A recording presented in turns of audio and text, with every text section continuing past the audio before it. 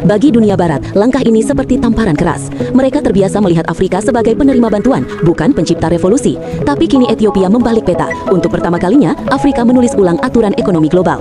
Keputusan berani ini bukan lahir dari euforia, bukan dari mimpi utopis para penggemar kripto. Langkah Ethiopia lahir dari keputusasaan yang diubah menjadi tekad. Selama bertahun-tahun, ekonomi Ethiopia terjepit, devisa menipis, utang luar negeri menumpuk, dan negara itu terus didikte oleh lembaga-lembaga keuangan internasional seperti IMF.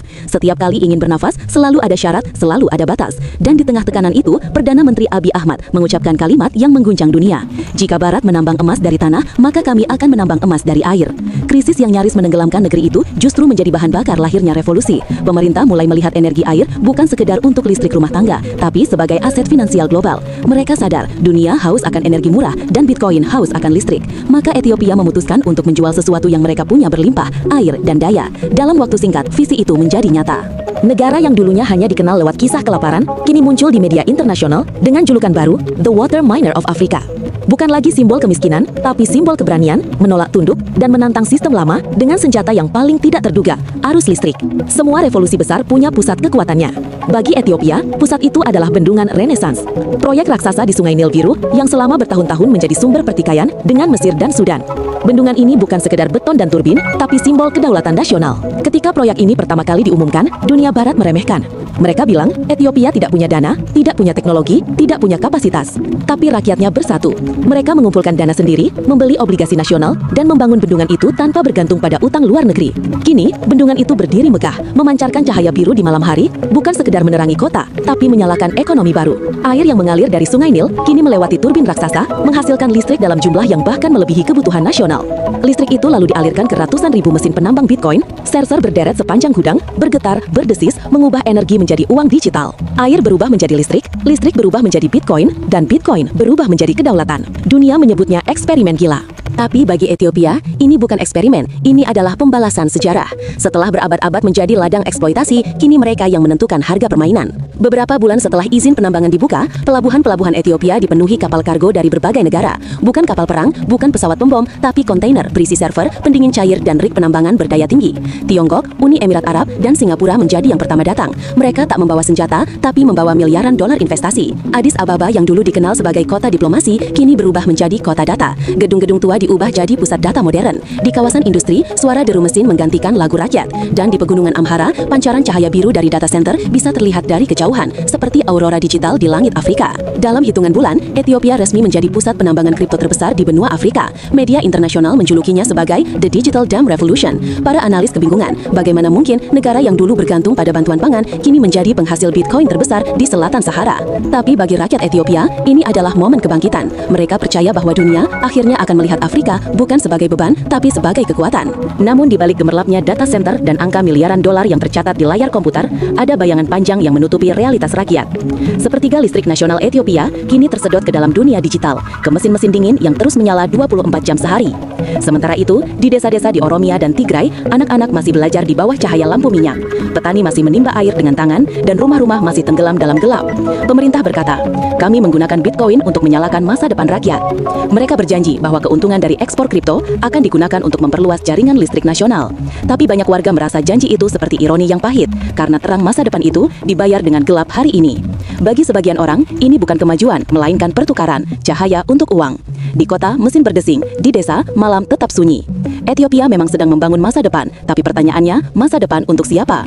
Dari Washington hingga London, dari Brussels hingga Paris, keputusan Ethiopia terdengar seperti dentuman meriam ekonomi. Negara kecil yang selama puluhan tahun dianggap hanya penerima bantuan, kini berdiri di panggung dunia, menantang tatanan keuangan global. Bank Dunia, IMF, dan lembaga-lembaga keuangan barat terpaku melihat bagaimana sebuah negara Afrika berhasil menghasilkan dolar tanpa meminjamnya. Untuk pertama kalinya, sistem yang selama ini memberi makan kepada Afrika justru diguncang oleh Afrika sendiri.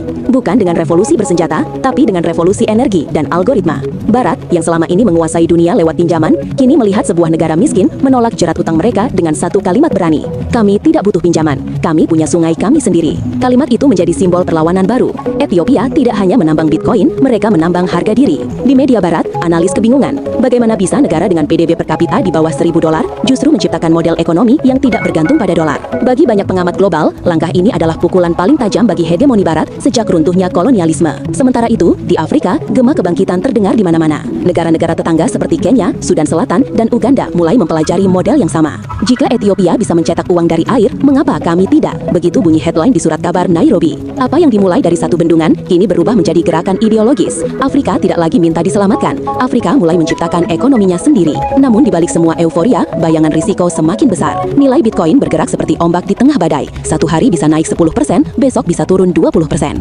Dan kini, Ethiopia sedang menambatkan nasib ekonominya pada ombak itu. Bayangkan, seperempat pendapatan ekspor non-pertanian Ethiopia kini bergantung pada harga Bitcoin. Ketika pasar global bergejolak, negara ini ikut terguncang. Setiap kali grafik Bitcoin menukik tajam, ekonomi nasional ikut gemetar. Dan di ruang-ruang rapat pemerintahan, para pejabat mulai menyadari sesuatu. Kedaulatan digital pun bisa rapuh. Masalah lain tak kalah serius. Sebagian besar perusahaan penambang yang beroperasi di Ethiopia adalah milik asing, dari Tiongkok, Uni Emirat Arab, hingga Singapura. Mereka menyewa listrik murah dari negara, tapi keuntungan miliaran dolar itu mengalir keluar. Ethiopia hanya mendapat sebagian kecil, remah-remah dari meja makan global. Seorang ekonom lokal berkata getir, "Kita memang menjual listrik, tapi mereka yang menjual masa depan." Muncul pertanyaan besar, apakah Ethiopia benar-benar sedang membangun masa depan baru, atau justru jebakan digital, versi modern dari kolonialisme ekonomi, hanya kali ini dengan kode dan server, bukan tentara dan senjata. Sementara dunia sibuk memuji keberanian digital Ethiopia, di bawah bayang-bayang bendungan Renaissance, rakyat biasa masih menunggu terang. Di desa-desa Amhara, anak-anak masih belajar di bawah cahaya redup lampu minyak. Di Oromia, para petani menatap malam gelap sambil mendengar berita tentang Bitcoin di radio tua mereka. "Katanya negara kaya dari Bitcoin," ujar seorang petani. "Tapi kami belum pernah lihat listriknya." Kata-kata itu menggema di udara seperti doa yang tak dijawab. Di kota, mesin-mesin penambang Bitcoin berdengung siang malam, menyala terang dengan energi yang sama yang tak pernah sampai ke desa. Bagi rakyat di pelosok, dunia digital yang dibicarakan di televisi terasa seperti planet lain. Kontrasnya mencolok. Satu sisi negeri dipenuhi cahaya biru dari data center, sisi lain masih tenggelam dalam kegelapan abadi. Dan meskipun pemerintah berjanji bahwa keuntungan Bitcoin akan digunakan untuk memperluas jaringan listrik nasional, banyak warga tak lagi percaya. Bagi mereka, revolusi ini seperti pesta yang digelar di istana, sementara rakyat hanya mendengar musiknya dari kejauhan.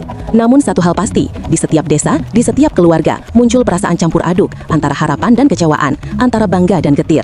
Mereka tahu negeri mereka sedang mencatat sejarah. Hanya saja, mereka belum tahu apakah mereka ikut menulisnya atau hanya menjadi penontonnya. Terlepas dari semua kritik, kebanggaan nasional tetap menyala. Bendungan Renaissance bukan sekedar infrastruktur, ia adalah kisah perjuangan rakyat. Tidak satupun dolar pinjaman digunakan untuk membangunnya.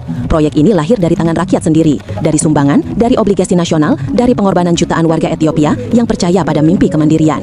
Kini, setiap tetes air yang melewati turbin raksasa di Sungai Nil Biru adalah simbol dari perjuangan itu.